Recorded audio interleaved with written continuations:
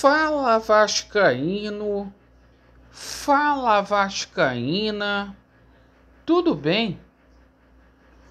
Uma boa tarde, um bom começo de noite, um casaca no seu coração e principalmente que Deus possa abençoar as nossas vidas.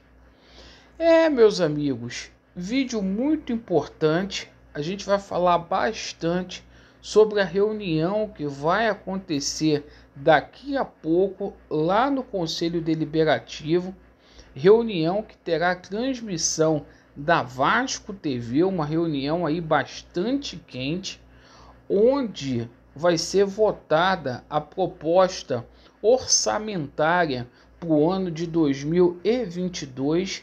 Deve ser falado muito sobre a situação da SAF também nessa reunião. A gente vai falar aqui sobre a reestruturação do departamento de futebol do Vasco da Gama. Vamos falar aí sobre o nome do Rossi, que foi especulado no dia de hoje. A situação envolvendo aí as exigências da Força Jovem.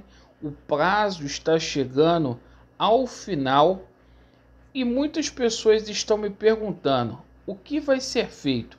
O Jorge Salgado vai sair? A gente vai falar muito sobre isso e também sobre a situação envolvendo a AGE. Perfeito? Bom, meus amigos, se inscrevam aqui no nosso canal, deixe o seu like ou o seu dislike, ativem o sininho e, por favor, fiquem muito atentos porque esse vídeo é muito importante. Com relação à proposta orçamentária, meus amigos, eu estou muito preocupado com esse orçamento que o Vasco da Gama vai fazer para 2022. O Vasco com uma folha aí mensal de 3,5 milhões de reais, ou seja, austeridade. O Vasco não vai fazer contratações aí de alto nível. O Vasco da Gama simplesmente esbarrando aí na situação financeira, a qual lhe impede de fazer contratações. Então o Vasco olhando aí para o mercado sul-americano, apostando aí em jogadores aí bons, diga-se de passagem, mas a gente não deve ver nada de espetacular. E com essa folha de 3,5 milhões, a gente já viu que a gente não chega a lugar nenhum. Pouco investimento será feito. A gente vai fazer a cobertura dessa reunião que vai ter lá no Conselho Deliberativo às 19 horas, lá pelo canal alternativo. Você que não é inscrito, por favor, se inscreva lá que a gente vai acompanhar ao vivo, vai ter transmissão da Vasco TV. E é o seguinte, rapaziada, sobre a situação da SAF aí, muita coisa deverá ser dita nessa reunião. É o assunto aí que está agitando os bastidores do Vasco da Gama. Inclusive aí, o Leven ontem teve na nossa live, participou do chat, ele falou que 4 clubes aí da Série A o procuraram, né, para poder simplesmente colocar o projeto Somamos nesses clubes aí. Ele falou que o projeto é exclusivo do Vasco da Gama e a gente fica aí aguardando uma brecha para que esse projeto seja implementado. A gente precisa aí de planejamento e grana para poder sair dessa situação. Nosso clube mergulhado aí numa dívida de 832 milhões de reais e, pelo que eu vi, muitas pessoas sendo contra a SAF. Bom, meus amigos, com relação à situação envolvendo os reforços, a gente aguarda aí o desfecho do Diego Souza, do Luiz Amarília, do Jorge Ricaldi. Tem hora que esses jogadores estão perto, tem hora que esses jogadores estão mais longe aí do Vasco da Gama.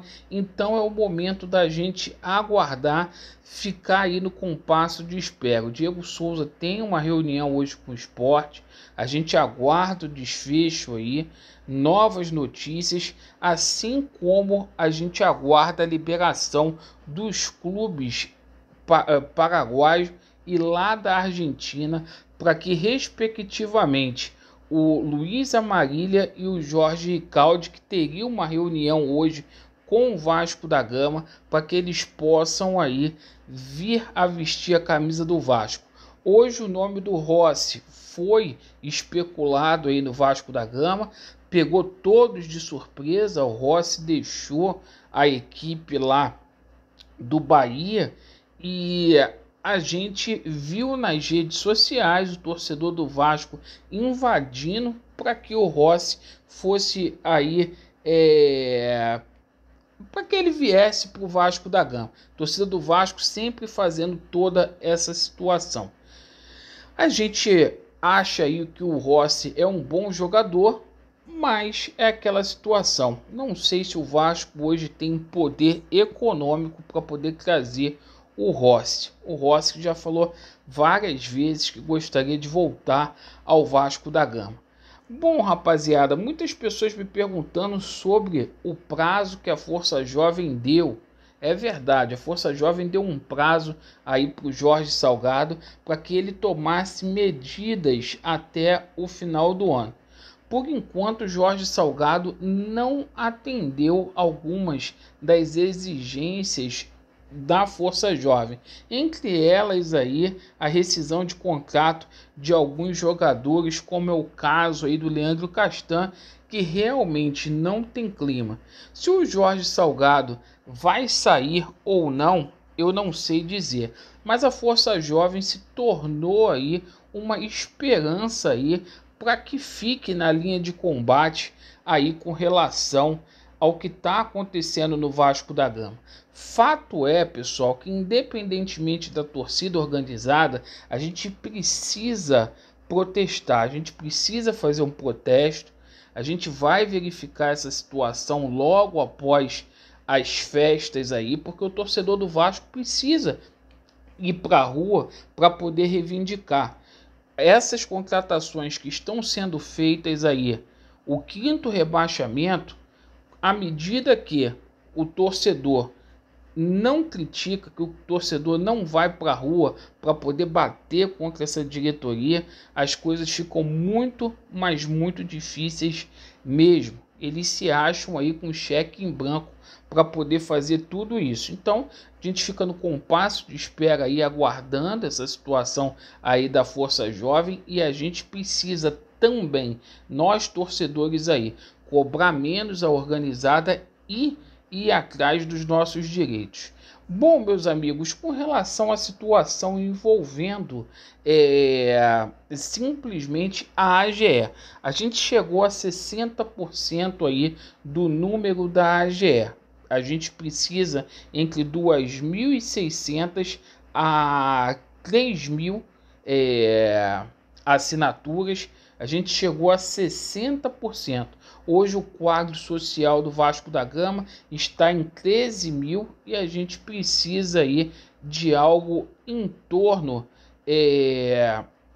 aí de 20% aí, entre 2.600 a 3.000 assinaturas. Certo, rapaziada? Então essas foram as notícias aí do Vasco da Gama. A gente vai falar muito na parte da noite sobre esses assuntos. Hoje eu estou fazendo esse vídeo aqui com bastante falta de ar, pressão tá alta, então peço perdão aí para vocês, o calor tá intenso aqui no Rio de Janeiro, mas eu vim aqui para poder deixar o conteúdo aí para vocês. Vasco neles, a verdade prevalecerá e vai dar Vasco. Valeu!